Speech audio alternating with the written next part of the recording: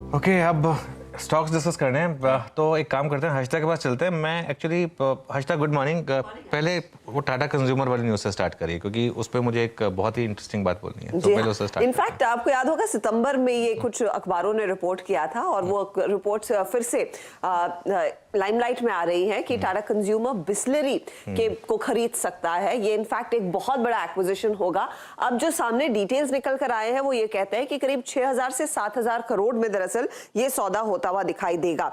Report ये भी कहती है कि दरअसल पिछले कुछ सालों में बिस्लरी के सामने कई सारे सूटर्स खड़े थे, जिसमें रिलायंस रिटेल शामिल था, नेस्ले से बातचीत इनकी हुई है, डेनॉन से बातचीत हुई है, लेकिन साथ ही साथ टाटा ग्रुप से भी बातचीत हुई और टाटा ग्रुप से ये बातचीत पिछले 2 सालों से चल रही है।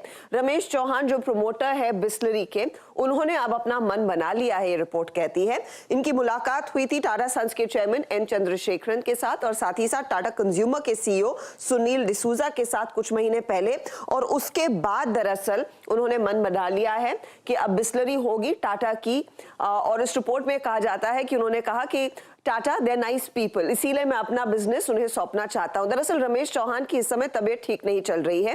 उनकी जो प्रेडिसेसर है, उनकी बेटी, वो इस बिजनेस को आगे बढ़ाना नहीं चाहती हैं, इसीलिए ये बेस्ट ऑप्शन उनको लगा कि एबल हाथों में दरअसल इस कंपनी को सौंपा जाए, इसीलिए ये सौदा सामने आता हुआ दिखाई देगा। अच्छा, उस रिपोर्ट में यह भी मेंशन किया गया है कि बिस्लरी का जो टर्नओवर था FY23 में करीब 2500 करोड़ का था और जो प्रॉफिट था करीब करीब 220 करोड़ के आसपास आता हुआ दिखाई देगा। इस साल के अंत तक ये नंबर्स आगे डिलीवर हो सकते हैं।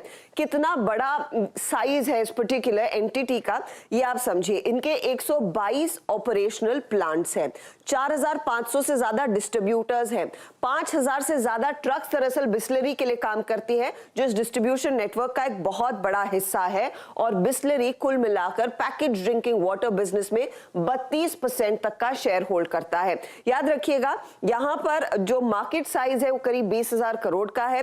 60% मार्केट अनऑर्गेनाइज्ड है और उसके बाद बाकी प्लेयर्स आते हैं।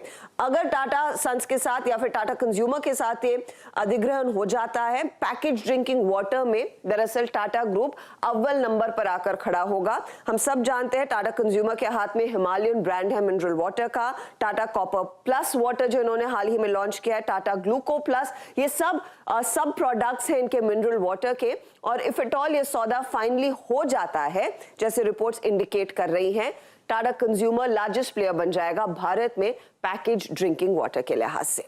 ओके हर्षिता, तो देखिए आशीष, रमेश चौहान को ना मैं बोल रहा हूँ कि इंडिया के मोस्ट अंडररेटेड बिजनेसमैन में से वो एक है।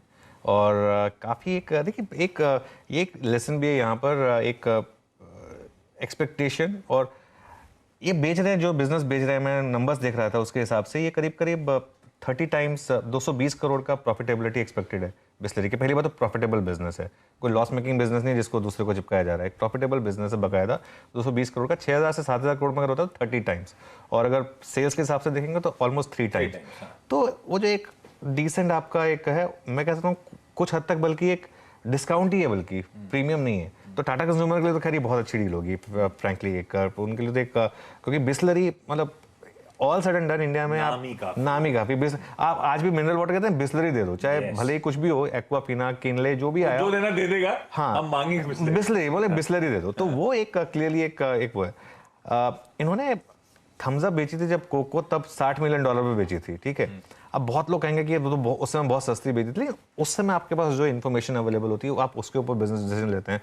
और उसके बाद उस पैसे को उन्होंने ऑब्वियसली बिस्लरी को और एक्सपेंड करने में लगाया था, और आज देखिए क्या जबरदस्त उसका एक आपको एक फायदा मिल रहा है। तो ये एक, और बिस्लरी की बिल्डिंग भी काफ़ी आइकॉनिक है, रोज हम उसको पास करते हैं जब घर जाते हैं। जो स्पेशली जो सबर्ब्स में रहने वाले लोग हैं वो जानते होंगे, जो टाउन वाले हैं वो नहीं जानते होंगे, लेकिन हम जो गरीब लोग हैं वो जो सबर्ब्स की तरफ जाते हैं वो रोज उस बिल्डिंग को देखते हैं। तो एक कहीं ना कहीं एक हमारा एक ये सब जो डोमेस्टिक ब्रांड्स होते हैं ना, जब भी इनके इवन दो अनलिस्टेड है, लेकिन जब ये इस तरीके की डील होती है ना, तो एक थोड़ा मन करता है इसके ऊपर थोड़ा बात करने के। बहुत बढ़िया। और थम्स अप से 2 चीजें याद आ रही, थम्स अप और गोल्ड स्पॉट भी याद आ रही है। गोल्ड स्पॉट लिम्का में बेचा था। बता दें कि मनी कंट्रोल पर दिए गए विचार एक्सपर्ट्स के अपने निजी विचार होते हैं। वेबसाइट या मैनेजमेंट इसके लिए उत्तरदायी नहीं है। यूजर्स को मनी कंट्रोल की सलाह है कि कोई भी निवेश निर्णय लेने से पहले सर्टिफाइड एक्सपर्ट की सलाह लें।